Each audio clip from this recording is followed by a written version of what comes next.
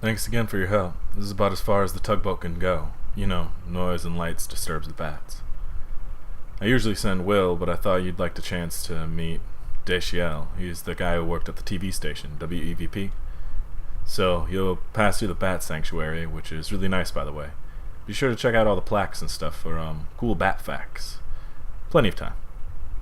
Anyway, Echo River Central Exchange, or excuse me, Consolidated Auxiliary Switch number 30. They changed the name when the power company took over. Anyway, it's just on the other side of the Bat Sanctuary. This package is going to Poppy. She's an operator. The operator. We'll meet you on the other side at Sam and Ida's for our scheduled early breakfast stop. Just follow the river. Can't miss it. Oh, almost forgot. You may or may not be interested. There's a kind of weird memorial sculpture on your way in, just before the Bat Sanctuary. I always recommend people at least stop and take a look at it. It's really sort of... I don't know how to say it. You should check it out. Okay, bye. Okay, I'm really sorry about my cat not shutting the fuck up. Oh... Oh no, there's gonna be creepy shit, isn't there?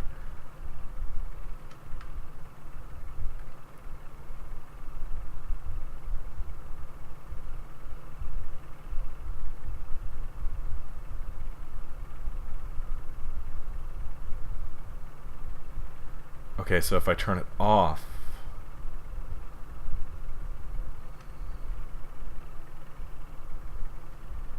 I'm not quite sure what to do here.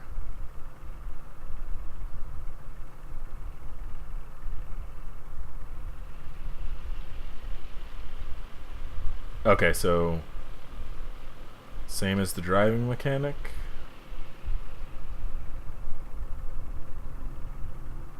Kind of? Oh, I just have to look in the direction I need to go.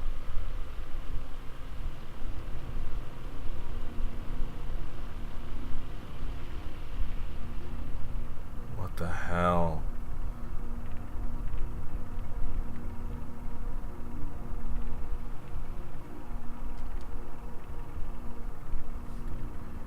We claim these helmets in the names of the folks who wore them, and we place them here in their memory, but also as a spit to the greedy green eye of that power company who bought up our old mine and traded our brothers and sisters' safety for a little more yield, but only yielded 28 good men and women dead when the walls collapsed and the tunnels filled with water.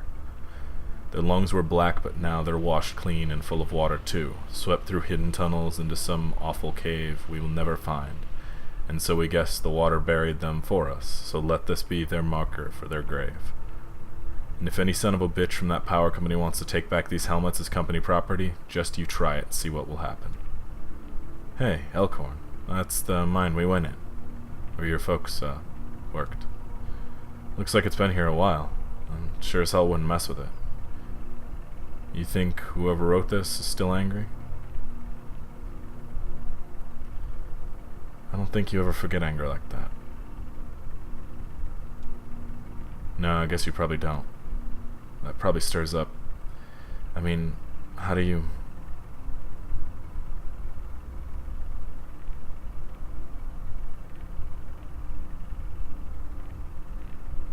It's fine, I'm glad this is here. People should remember this happened. Well, here we are, remembering. And I didn't even know it the first time around, but here I am remembering it now. As a fine memorial, I guess. Alright. So we will continue on past the memorial, which it looks like there's a body in. That's weird.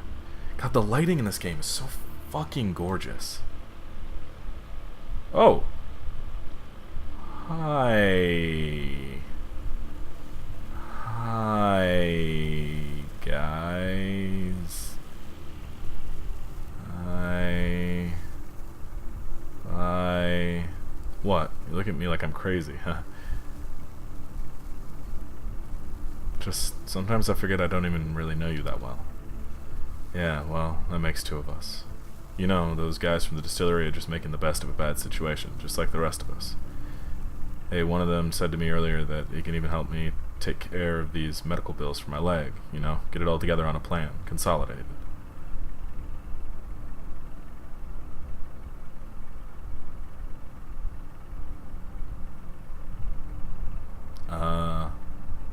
That sounds like a really bad idea, but I kind of want to choose the Weaver thing. I want to choose the Weaver thing. Hey, if we can find her, maybe Weaver could get you out of this thing with the distillery. She has some experience with them. Oh, sure, could be. Anyway, I have a feeling that it'll work out. Even this delivery? Even for me?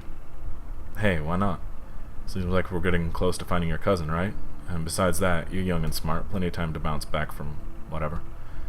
Listen, that old truck I've been driving belonged to my boss, Ira, Lisette's husband. To be honest, Ira didn't like it very much, but somehow Liz got it in her mind that he would have wanted me to have that truck someday. Made me make up for all the yelling he did, or maybe so his ghost could hold it over me, just one more thing to feel like I owe him for. Anyway, they got their own trucks to the distillery, and now that antique shop is closing up. I've got no use for that old truck. I was thinking you could take it. Yeah, I can keep an eye on it for you until you get straightened out. Sure. Okay. Sounds good. It just feels like we're coming to an end. But I know there's one more act. Visitors to the Echo River Nomadic Silverbat Artificial Hibern... fuck that. Are asked to take extra precautions in order to prevent introduction of foreign fungal contaminants and the spread of white noise syndrome. Please do not visit the sanctuary during the same time of day which you visited any cave or known suspected to host bats infected with white noise syndrome. Do not leave your vehicle. If you must leave your vehicle, please remove shoes, clothes, jewelry, headwear, and eyeglasses to ensure you do not bring any foreign spores ashore with you. Please do not touch any bats or structures. The nomadic silver bat is confused by light. If you're using a lantern or artificial light source, be aware that it may attract and confuse bats. If you're approached by bats, do not panic. Relax, stop your vehicle, and switch off your light. Never touch a bat. Okay. Oh, I didn't notice blue was on.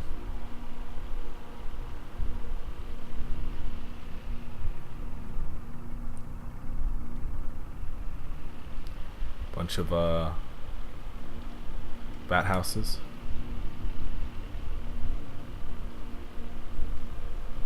Currently surrounded by bats. That's cool, I guess. I'm gonna turn that off.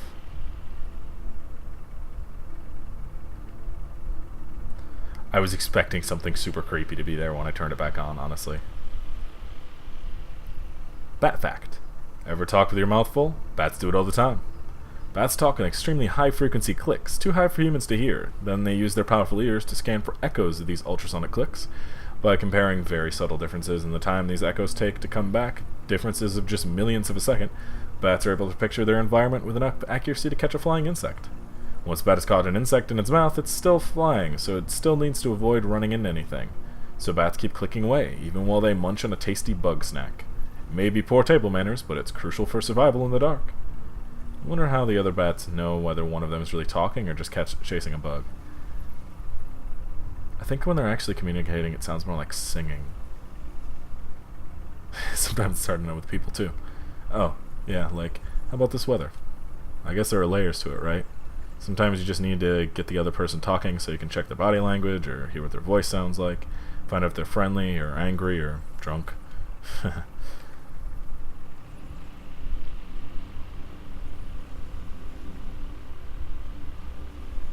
This is so weird. We're in this weird underground, like, water cave river thing surrounded by I'm gonna turn this off.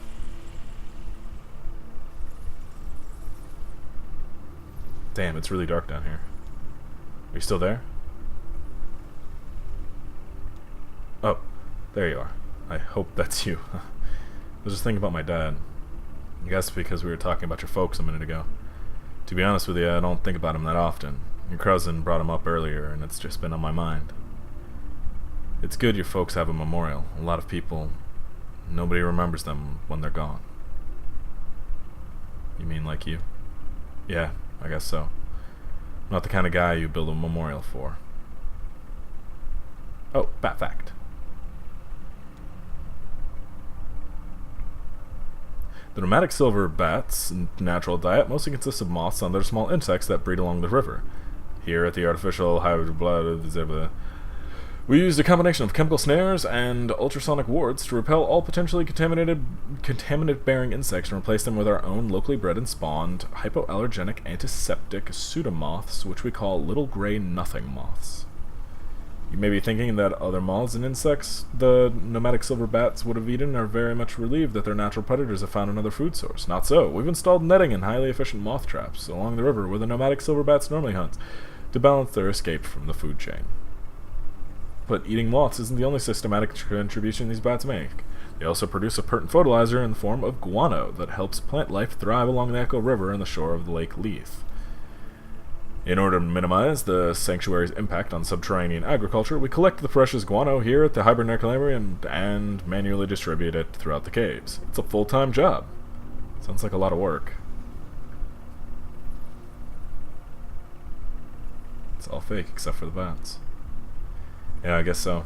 Reminds me of that guy Donald and his crew down there with the computer. Right, it is reassuring to know someone's taking care of everything for these little bats. Kinda bothers me, like they're tricking the bats. Yeah. In this case, I think it's about survival. I mean, that's the bottom line, what's the difference? Like, the folks in the mine, you said they used to buy stuff, fans, canaries, all those little trinkets to make it bearable. But there's still a lot of stuff down there. It feels cluttered, but human. I just mean all people need is enough to pretend we're home and we can make it anywhere. You get kind of philosophical while you're drinking. Did I ever tell you that? Yeah, I guess I do. Oh, this is nothing. I used to have this drinking buddy who'd get loaded and tell me the weirdest damn riddles, like, what is more musical, a truck passing by a factory or a truck passing by a music school? Count your blessings. Alright, let's continue on. See if anything creepy happens, like the fucking people in the mine. I still remember that. And Kit was just started in the game recently, and he got to that part and got kind of creeped out, which I understand. These trees are weird. Let's go on. Yeah, they're stalking us. They're following us.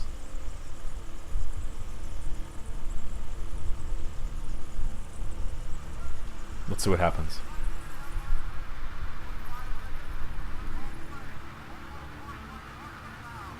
Set's sick.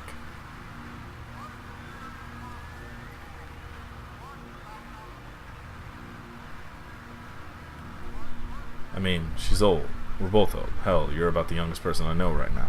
Oh, and the kid. Maybe Blue, but by a people calendar. But in dog years, I think she has us all beat. So I'm old, too. And I forget stuff all the time, especially if I had a few and my brain is swimming. But I mean, it's all going away. She's losing words you'd never think you'd lose. Not just like the streets she grew up on, but the names of colors and types of furniture, or I mean, even the word for furniture.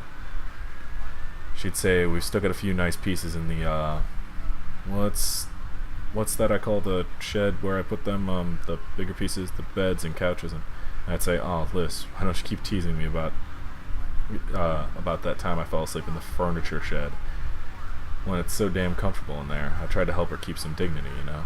That's all I had to offer at the end. She has a sister in Nashville who will take good care of her, but now that I'm not around the shop all the time, what was that old guy's name? He used to make deliveries for the shop. He smells like leather. Ira was always yelling at him, too drunk to work on the one day he could have been in the right place at the right time.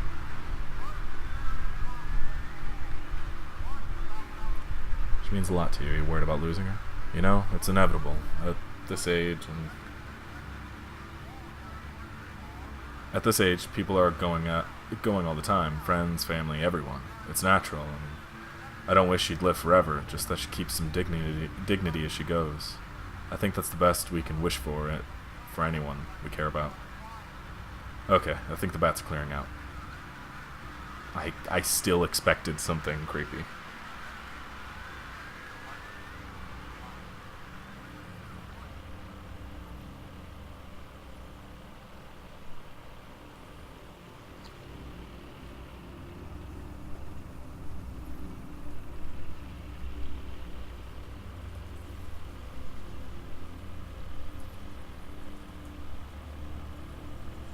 Yeah, they're stalking us.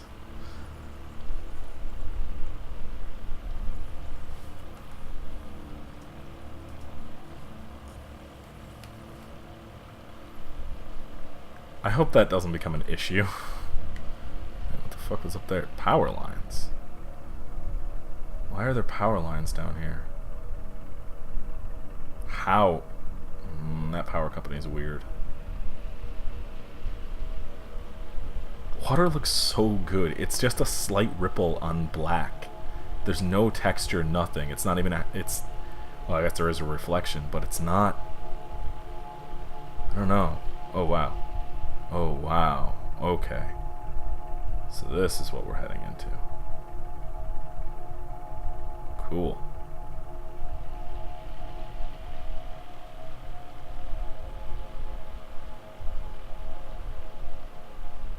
Alright.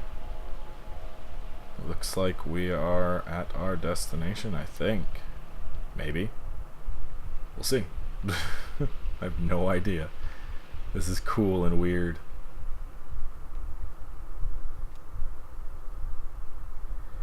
Careful up there. Can't drive your new truck if you slip and break your legs.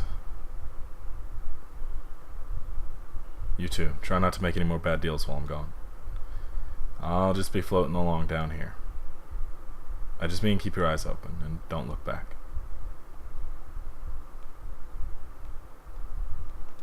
Hey, old man.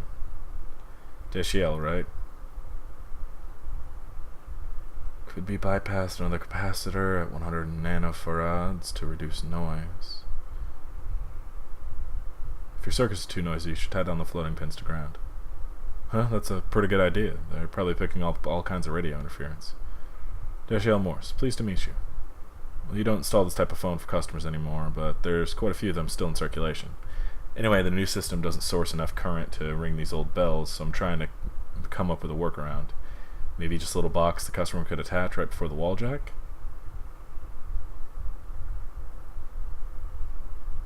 I'm a bit of a circuit geek myself. I bet. I mean, you seem very comfortable with electronics. Is this your first time down here? Yeah, I can tell. Your eyes haven't quite adjusted to the light. Takes some practice. Believe it or not, I've been coming here since I was a kid, for one reason or the next. Back then, this place was a train station. It's true, they had bats then too, but they were considered a nuisance. What did you come here for as a kid? I usually came here with my grandmother. We took the train out to the town she lived in, or in another direction back to my parents' home. In my memories, it was always cold. Winter, I guess. Somehow now I walk along the tunnel, run my hand along the wet stone walls, and close my eyes. Ringing footsteps and the drip, drip, drip of the grimy stalactites. Well, the river shifted and this old place filled with water, carrying the trains away with the current. It does that, the river, and I don't begrudge it. It's a good reminder that everything we have is borrowed, even trains. Eventually, someone at the Bureau of Reclaimed Spaces heard this place was still empty and they moved the phone company in here. I returned here as a young lineman, a skill I picked up in wartime, running telephone wires behind enemy lines. We used trees instead of poles. I miss that, actually. They were easier to climb. It's just as well. I'm in no shape to be climbing anything these days. Closest I get is patching up the wiring in the crystal room for the WEVP folks.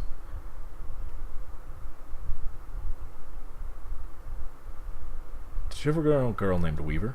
Sure, Weaver Marquez. That's funny, I was just thinking about her. Yeah, I met her a couple times at the TV station. I suppose I didn't know her too well. She handled the archives, and I was helping with wiring and stuff. She really seemed to know her way around that gear, though. She had a head for signals, I think. No idea where she ended up. I guess she's probably not too popular around the station anymore, but I always liked her. Listen, miss, if you're interested in WEVP, you should go talk to them directly. They're always looking for volunteers. Take the ferry over to the silo. There's a mail stop there. They don't have a sign-in or anything, just ask around. I guess I'll get back to this damn old ringer. Poppy's just a little further down if you're dropping off that package. Nice chatting with you.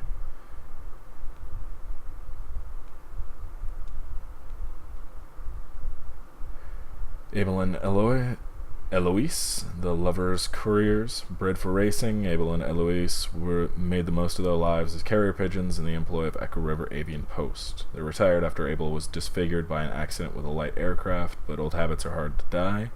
Abel and Eloise would pick up scraps of paper from the ground, the trash, and even pull them out of pockets and deliver them to other people nearby, to delight or embarrassment. Word spread, and travelers passing through this tunnel began to come prepared with love letters, poems, and other written desires to pass along indirectly to these pigeons. After a hard day's work, Abel and Eloise would always be found nestling closely together in that disused newspaper stand set aside for their habitation, and that's where we left them. Oh. That's really cute. Hey, Poppy. What's poppin', Poppy?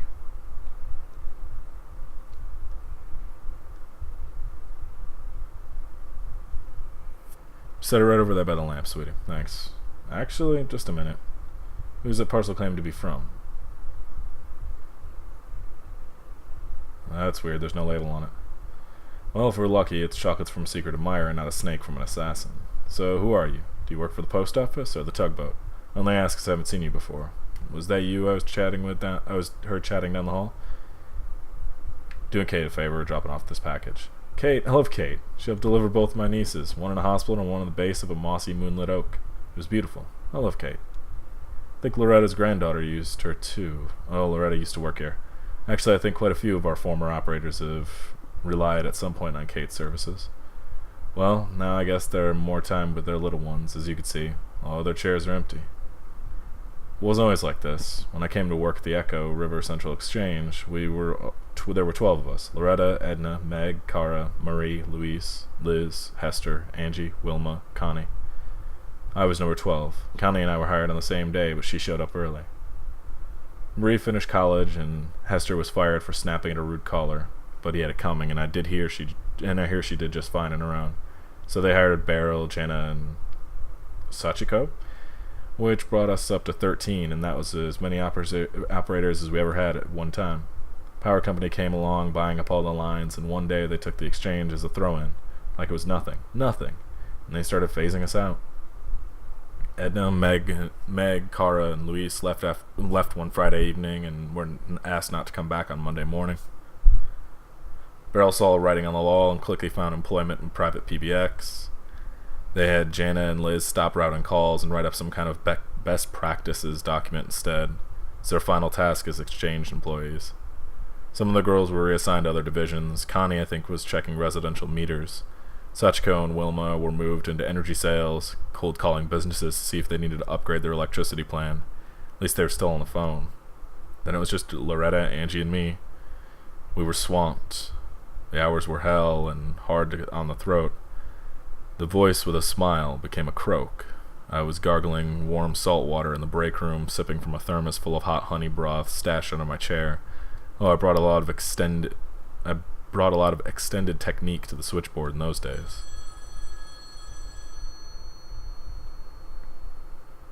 That it? Okay. Sounded pretty good to me.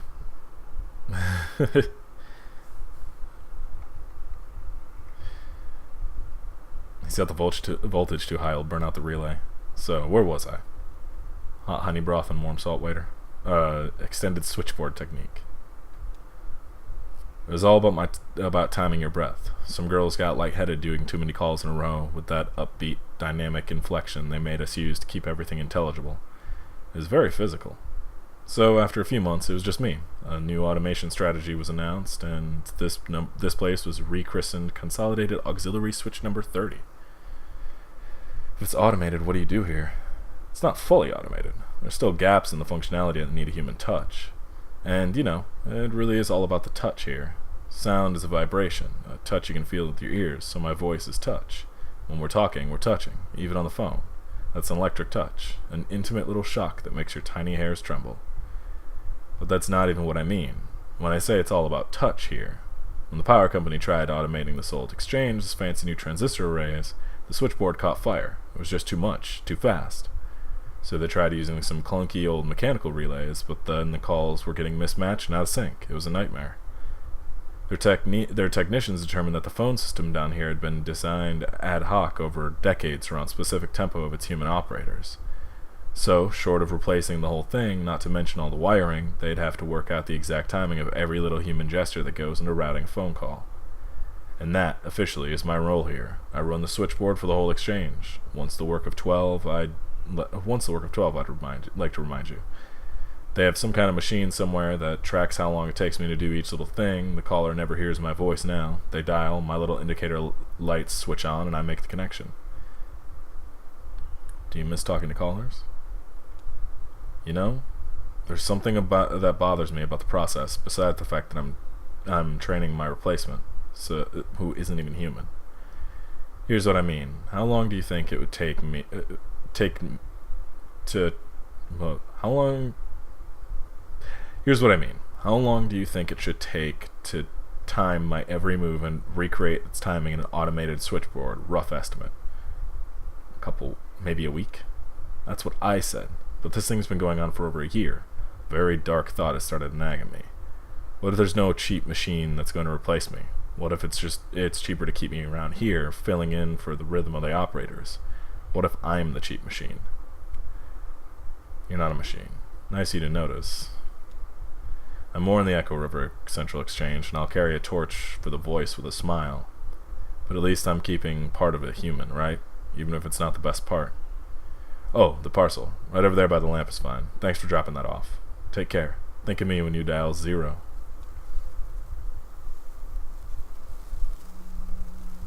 Fuck.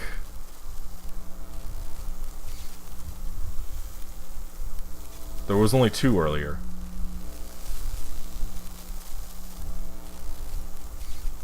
Why is there a 3rd now? Did they take Conway?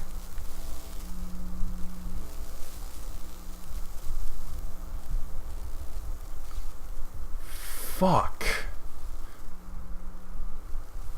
I think they took Conway.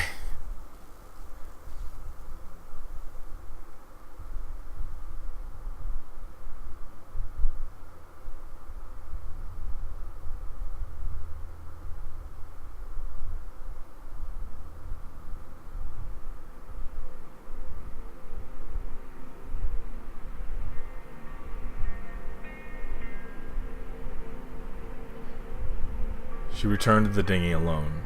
She had a strong and sudden urge to shut the motor off and let the current take her, but she couldn't work out where the impulse came from, so she did her best to resist it.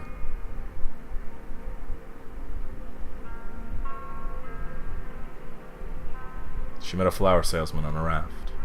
They floated alongside in buoyant pots, bobbing untethered. He corralled them on the long pole in a stream of small adjustments. She made small talk. He was alert and easygoing. His day was just beginning. He used to work at the ballroom barn, but it closed down. When he wasn't selling flowers, he'd hang out by the highway to listen to the sounds the cars made, study them carefully, and then learn to reproduce them with his own voice. He was working on a record. He drifted away with the current, pushing his flowers along with the raft. She met a family of 5 on a flat-bottomed skiff.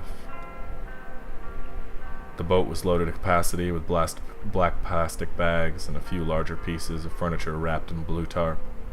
3 paddled, the 2 adults and the older child. 2 younger children slept. They'd been traveling all night, first by car and then for the last few hours by boat. Hungry and tired, they didn't plan to stop until they reached West Virginia, where a relative had offered to take them in. But the adults were happy to take a break from paddling in weary silence. They asked her about her river journey. She said she was on the way to San Benito's. They'd brought some food. The kids had picked the garden clean earlier in the day, so they'd been snacking on fresh bell peppers and tomatoes and some crackers, rationed carefully for the trip. They wished her well and paddled on towards West Virginia. She met a guitar player paddling on a floating bicycle with his dog in tow. He said they took turns. The water was cold and the floating bicycle, while technically marvelous, wasn't quite buoyant enough for the both of them. Swimming is hard work, the hardest work the dog had ever done, he expected. They'd been traveling this way for most of the night, struggling through the icy water, stopping to recover when they could find a rock large enough to start a small campfire. He had his belongings stuffed into a weathered guitar case at the end of a thin rope that floated pretty well, so he'd only had to keep an eye on it occasionally free it from a rock or some driftwood it was caught on. She asked if he had a guitar in the case or just clothes. He would have played her something, but the case leaked a little bit. He didn't think it would sound right until he had time to dry out. She gave in, shut off the motor, and floated for a while. Then she knew she'd been craving a moment of silence.